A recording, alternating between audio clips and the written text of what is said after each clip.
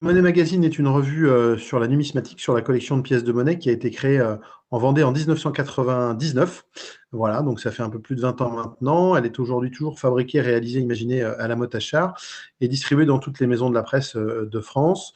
Voilà, on y trouve des articles sur la monnaie, sur la collection, sur les actualités de la monnaie, sur les cours des métaux précieux, or, argent.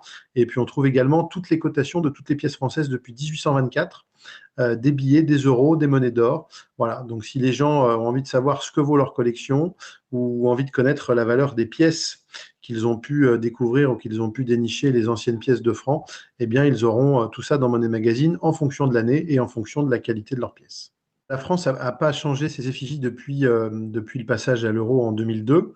Et donc, le président de la République a décidé de changer a priori les faces des pièces de 1 et 2 euros seulement, alors avec une effigie qui est encore tenue secrète, mais qui devrait être annoncée d'ici la fin de l'année. On avait choisi, avant le passage à l'euro, des thématiques très françaises. Il y avait Marianne, il y avait l'arbre de la liberté. Voilà, donc c'était des thématiques qui étaient très françaises.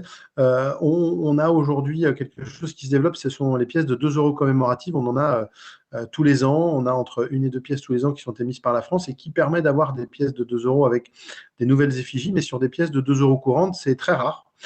C'est très rare puisque ça fait quasiment 20 ans en tout cas qu'on a adopté l'euro, ça fera 20 ans dans quelques semaines.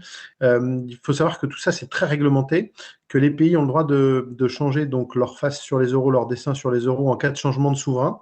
C'est ce qui s'est passé en Belgique par exemple ou aux Pays-Bas. Et nous en France on n'a pas de souverain, donc pour les pays dans lesquels il n'y a pas de souverain, on a un changement possible tous les 15 ans. Vous voyez, c'est quelque chose qu'on ne peut pas faire souvent. On aurait pu changer toutes les faces sur toutes les pièces et voilà, a priori, le président de la République a décidé de ne changer que les pièces d'1 et 2 euros.